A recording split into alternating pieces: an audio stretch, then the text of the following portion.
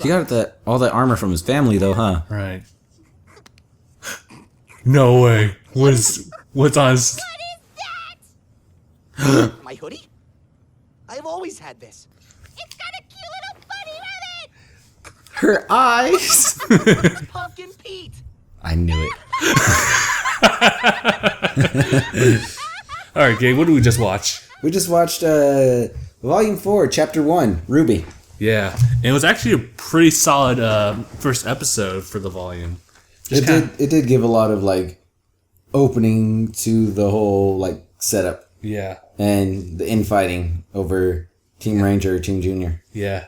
I think as the first episode, especially for fans, it definitely, I think, satisfied a lot of questions as far as, like, the background stuff. Like how many, or is, so how's everyone feeling, like, now that Pyrrha is gone? It seems like they're holding up pretty well. And they're holding up well, but they're still hurt. Yeah.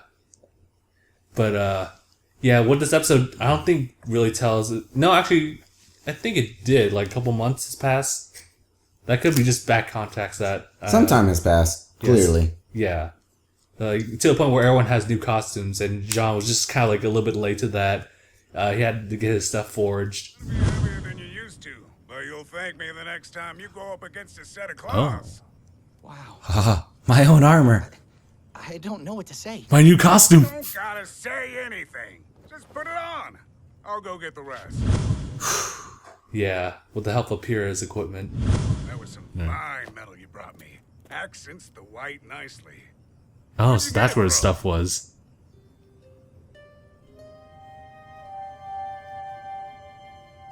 Looks pretty nice, actually.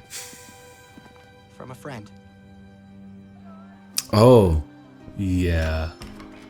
He also has a sash that Pyrrha had around her waist as well. That's a nice reference. That's heartbreaking. It's tough. Like, I want to know if Jaune really feels, or at least, like, given, like, some time alone, how would he really be feeling? Would he have, like, memories, flashbacks of, like, last time he saw Pyrrha? And would he ever break down? But I think maybe that's happened, like, before. And maybe he just kind of, like, moved on. Or just found some way to just keep going. I'm also waiting for that, man, it's been a long time. I don't remember the terminology for stuff. But his semblance. I can't wait to see his semblance. His special ability. Has he not shown it before? No.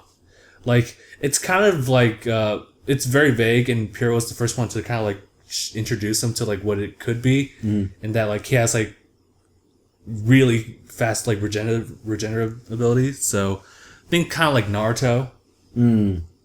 But otherwise, we kind of don't really know what he can do. Maybe, like, I think there was another episode, I think in Volume 1, where he kind of, his aura just kind of, like, created, like, a force field attack. Kind of like force repulse. Yeah. Something like that. That's as close as we can get from, like, what it can be. You know, it'd be a crazy, awesome thing if RWBY wasn't the main character. What if it's Jaune? Oh, Jaune! For this volume, I can dig it. I mean, the whole story. That'd be interesting. Because it is dubbed RWBY, so it's, like, around Team RWBY. One would think. But unless it's Jaune. It's Jaune. And Team Jaune Junior. Arc. Team Junior. I like how Nora was always, like, pitching that in. It's Junior. Yeah. Junior. Junior isn't a color. How could I be more clear? 1, 2, 3. That's more than 1. Nothing's gonna stop Team Ranger now. Team Junior. Still not a color. It doesn't matter what we're called. Ranger's not a color. And then to the point where John's like, you know what, Ren, I think you're on to something. I don't think Junior's really working. It just doesn't sound right anymore. But yeah. But Ranger's not a color. Ranger's not a color. So how's he to talk shit on Junior not being a color? I don't know. They had to, like, find something that they can continue, like, repeating throughout the episode. I mean, Yeah. it doesn't work. Yeah. So yeah, definitely the episode opened up with seeing I think it was Emerald, and I keep forgetting the guy's name. The guy with like robot legs. Peggy the Pirate. Peggy. Call me Peggy. Yuri Lowenthal, and Sasuke. Cinder. Sasuke. And Cinder, who apparently has been really damaged from... She's now Patchy the pirate. Yeah. Well, Killer? she took your eye, didn't she? Whoa. I want to know what happened exactly. Yeah, right? Ruby, what'd you do to her? Could she not talk? Wow. Ruby really messed her up. Why did you? Dude, I don't know. She lost her eye and clearly has some sort of like tracheal problems going on. Yeah, like, what did Ruby do? I wonder if they're ever going to touch on that. They Like definitely if they do a got to. flashback. They got to. Like, there's got to be a certain point where Ruby, like, activates the whole Silver Eye effect. Mm-hmm. And just goes apeshit. And then maybe Crow's there. And maybe he'll actually finally fill us in. What I'm not looking forward to is when John does have his breakdown, when he remembers that he was stuffed into a locker and launched away and unable to help. Fuck. That's the worst part.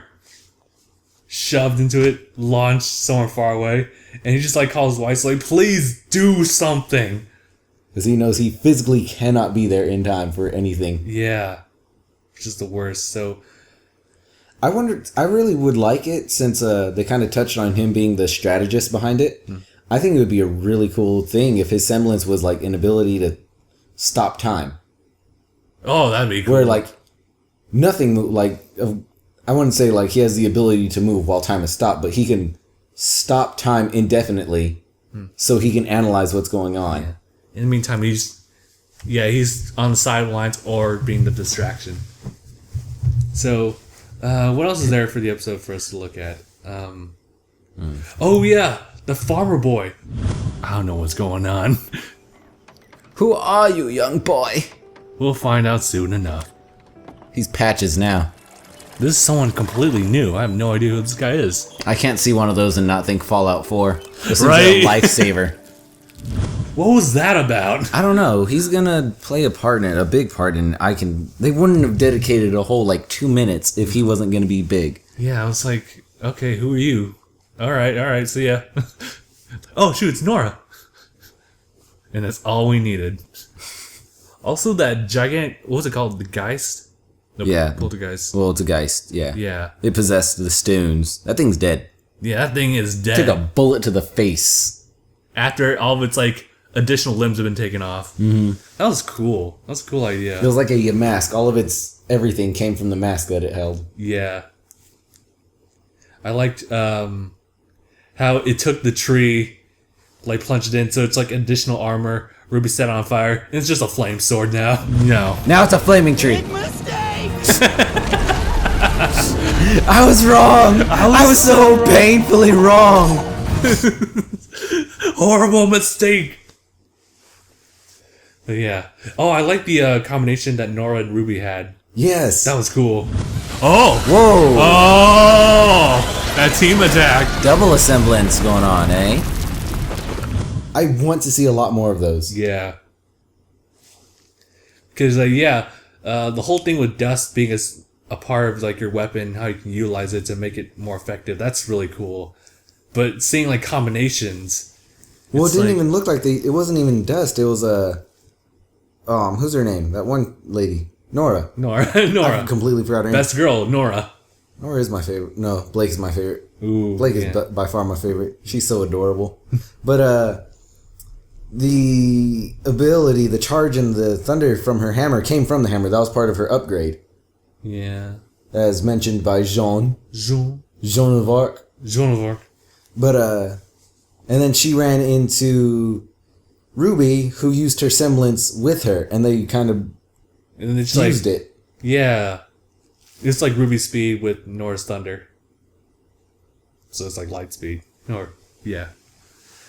So, what else is there to point out in this one? Yeah, I like they give us a brief like introduction to like the place that they've been staying at, this village. Mm-hmm. I guess it's like heavily more populated with fauna, but it's also I think it may be a mix. I didn't really pay too much It attention. looked like a mix. Yeah.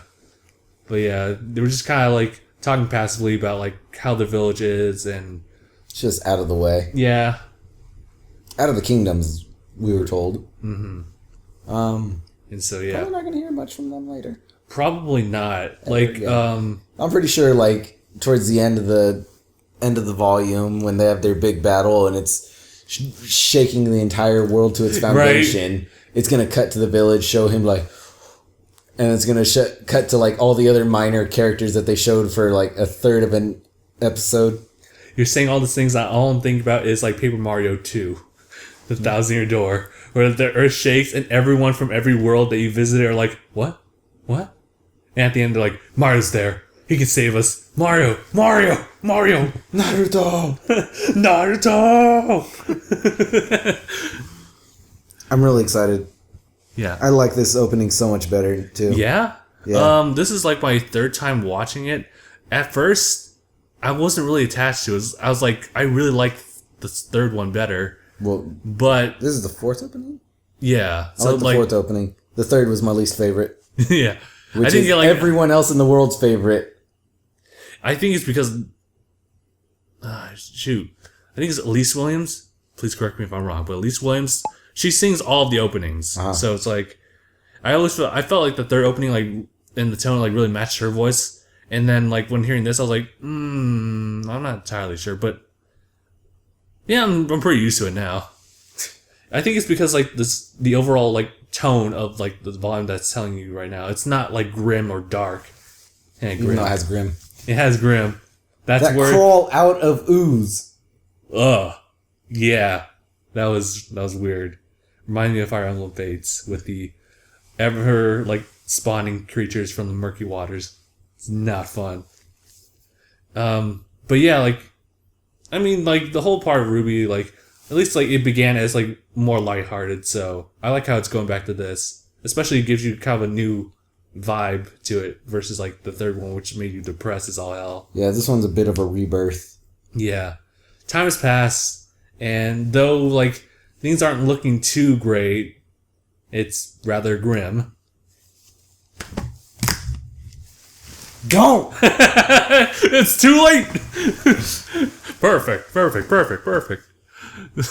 But yeah, there's still like really positive attitude, and also like the lighting that the animators decided to use. Loved the lines. They thinned them down, made it look more fluid and less choppy. Yeah. I mean, like, I do like thick lining, but like I think for some like 3D animation, it's better if you have less lines. Yeah, the less lines in 3D animation, the better. Yeah, especially when thin lines work really well with it, to where it's not like it feels like Play-Doh everywhere. It feels like really rigid, especially when you like have animation that isn't as fluid. Mm-hmm. And so I think that really works out in their favor, especially when they're not doing like, say, like 60 frames or anything higher than like, say, 24 frames. Mm-hmm. That just seems quality. Right. It just seems smoother. And yeah, definitely animation like overall is like really been upgraded. Yeah, it definitely got bolstered. Mm-hmm. There's a lot more like fluid body movements as opposed to like rigid wireframe. Yeah. Although I think for Volume 3 they also used motion capture too. But I think they really improved on it. I don't know how. I don't know. Rooster Teeth has all the production money that they possibly need for something like this. And all their other bajillion shows that they got. Right. But yeah.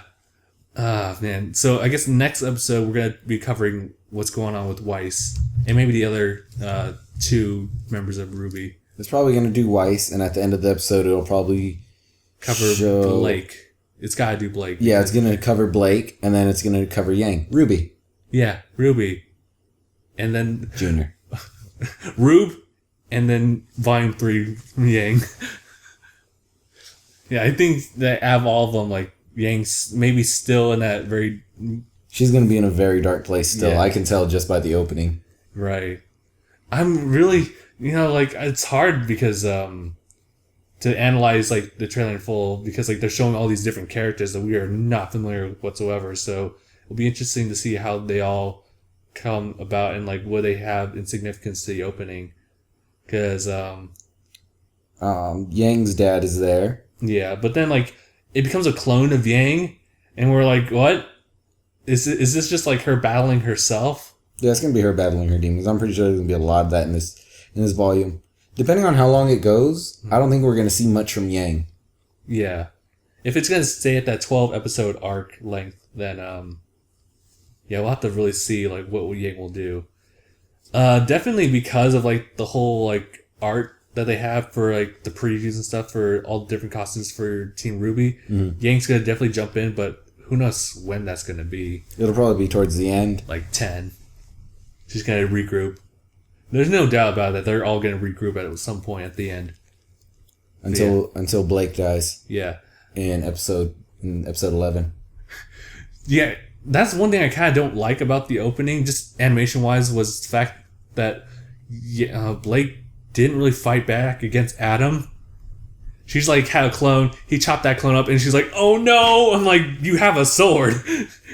That's also a gun." I think she's still hurt from what he did. Just between them. I guess so, because from what I've gathered, because I really don't follow RWBY all that much, but from what I gathered from like the openings and all the like extra little featurettes, like the Black trailer. Yeah. They do have a close bond. It seems like she really looked at him like an older brother, or if anything, a romantic interest. Maybe. Probably I would think more like a brother, if anything, because it didn't seem very sexually charged between them. It just seemed like she looked up to him and looked to him for guidance. I think one of the episodes like prior, like maybe volume 2, that like she referred to Adam as like her mentor. Mm-hmm. So the person who taught her everything. So it's like against the master, while Adam's over there like, my love. And she's like, ugh. Senpai, don't notice me. Senpai, how about you don't? So, yeah, I think they're just trying to portray that she's still kind of hurt from him. This is really going to be like a recovery arc. Yeah. That I feel, because it was bad. Yeah. It ended so badly for everyone. Mm-hmm. Yeah. But as we also saw in the opening, like, all the members of Team RWBY have been, like, split up. They've all, like, gone their different ways for... I think the thing in animation I didn't like was Weiss's little breakdown in the intro. It seemed so... Yeah. It was like... It was it was disgusting. Just... It didn't look right. That's something I would say requires, like, a lot more, like, framing to do. Like, there needs to be more frames where, like, you build up into it instead of, like, a really fast, like, ah!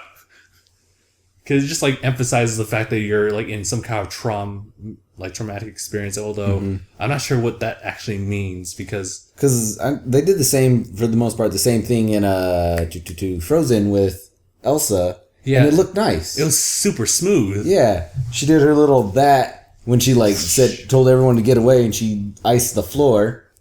Yeah. I think maybe it's, like, some kind of visual effect with, like, her glyph in the background. Mm-hmm. It's just always there. It's not, like, coming out of her or anything like that. So maybe it's just, like, really jarring to see something so still and something happen, like, immediately. That it just seems so weird to me. That was definitely one of those weird things. That's the only thing that I didn't like out of the whole episode. Was that. That was part of the episode. It was just the opening. It's like, yeah, everything was great except for that one part of the opening. I really hope that doesn't become the type of thing to where every time I see it, it just ruins the episode for me because it's just going to keep flashing in my head. It's like, ugh. It's like, man, that was so nice. Ugh, why couldn't they do that earlier? Why they could have done that, earlier. Yeah, that looked like animation quality that I would be able to do. Let's do it. Let's see what we can do. Let's combine our letters and then like make a spin-off. Well, we have a snag at this house. We just call it Dead. DEAD. We'll find another person. We'll find someone like... find two other people. I'm not in there. You're not in there. I'm not in there. We'll figure that out. But yeah, one last thing I do want to point out is it was just like, again, the very opening where everyone's all the villains are gathered. Mm-hmm. I definitely didn't get that vibe when we saw God, I forgot her name at the end of Volume 3, where she kind of turns to the camera, has that glowing eye effect. Just the leader.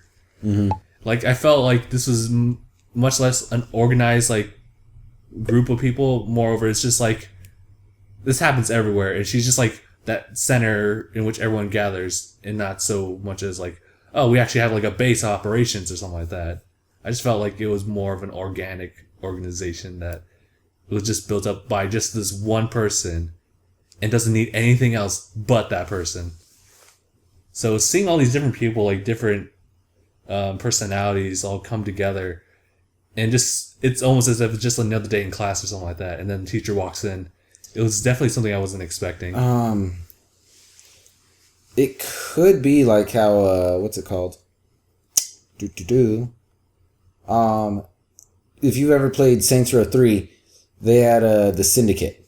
The Syndicate was that big gang ran by the Belgian dude. I think I remember that. Gonna make me a fucking waffle. And there was the other gangs. There's the Luchadors, the Deckers, and then another one. I don't remember the name of that one.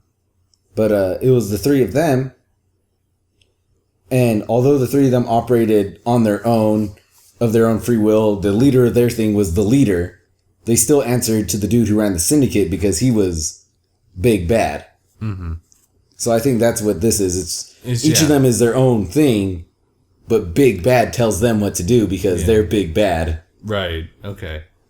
I just wasn't expecting like this whole cast of characters to come in out of nowhere, and how Cinder, who felt like she was like the main villain in Volume 3 until the very end, just how all these different characters like just talking down to her, how frustrated she gets. But then again, like who can really blame her because she got fucked up? What did Ruby do? Well, she took her eye. Yeah. And her vocal cords. Apparently so. He's mine now. They're all mine, Sasuke. Forgive me, Sasuke. Maybe another time. Yeah.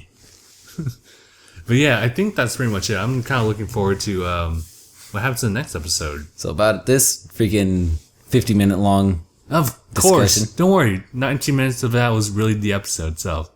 So yeah, no big deal. I don't change the fact. We spent a lot of time on this one. That's good. I think it's because it's RWBY. There's a lot of story to talk about. Yeah, especially things that are not even covered in like just the episodes, but like the side videos and stuff like that. We had to kind of cover everything that was displayed to us since it is the first time. Right. All right. So thank you guys so much for watching. We'll see you guys in the next one. #bye. Find the girl that did this to Cinder. And bring her to me. Dude. But I wanted to kill her. Initially, he almost sounded like Steven with a lot of money.